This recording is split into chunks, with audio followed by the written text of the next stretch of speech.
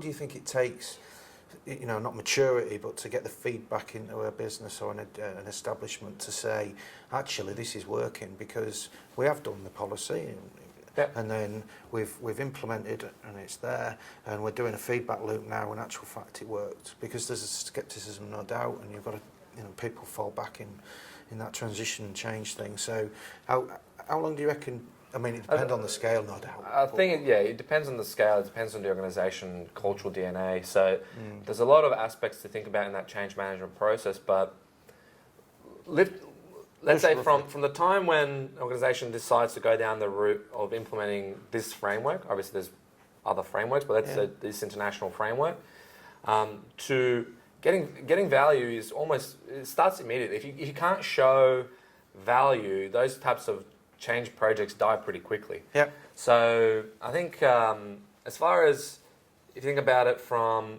the time when we are brought in to assess where they're at, what's the landscape like, to being really ready for certification, where those processes are working in a consistent way, depending on the maturity of the organisation, somewhere between 18 months and 2 years is when you get that, things are working, people know what their roles are, they know what the objectives are, they know how to prioritise work. They're using the risk framework throughout the organisation to make decisions and compare value.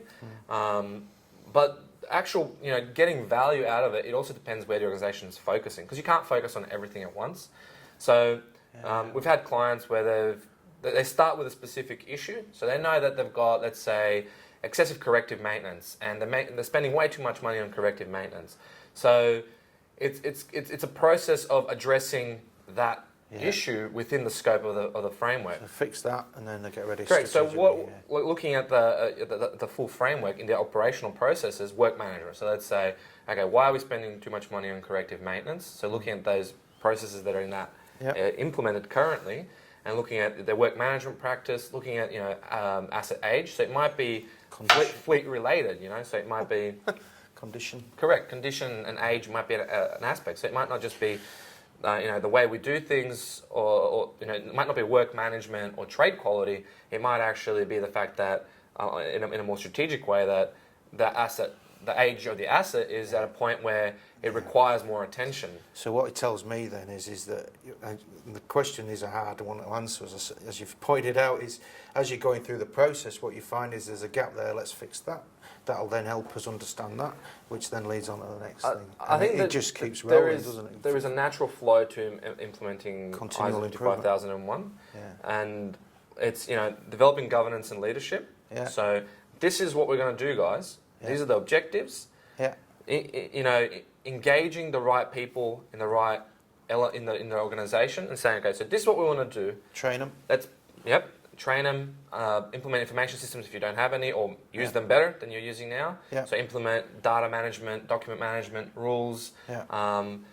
Start to gather information if it's not there. Yeah. Plan.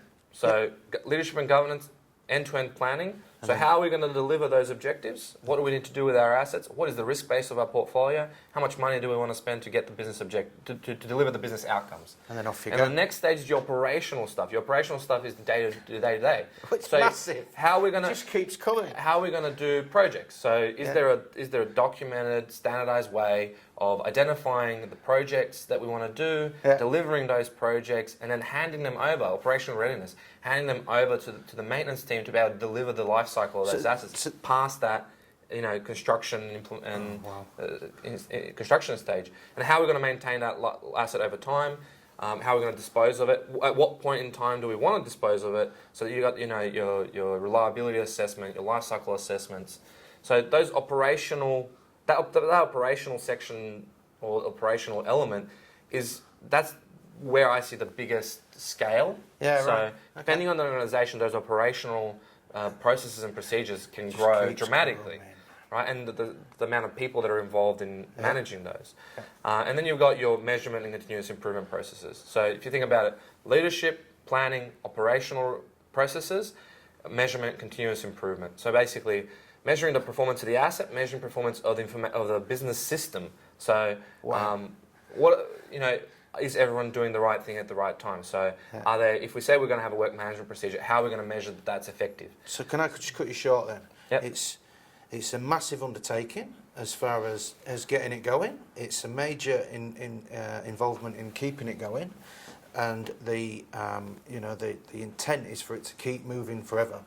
Don't do it if you're going to start on it. Don't do it as a compliance tick box, because what you're getting out of the value of it, and it gives everybody a bit of direction, as you say. I think you said the spearhead or something like that around this Line of sight. Line of sight. That's where we're going. Therefore, everybody behind us needs to keep in that. Correct. That's brilliant. I think that was very, very informative. I think there'll be a lot of people out there who need to understand that a bit more. Hopefully I didn't confuse anyone. Maybe confuse me. Add No, to you the didn't. Thanks. No worries, thank you.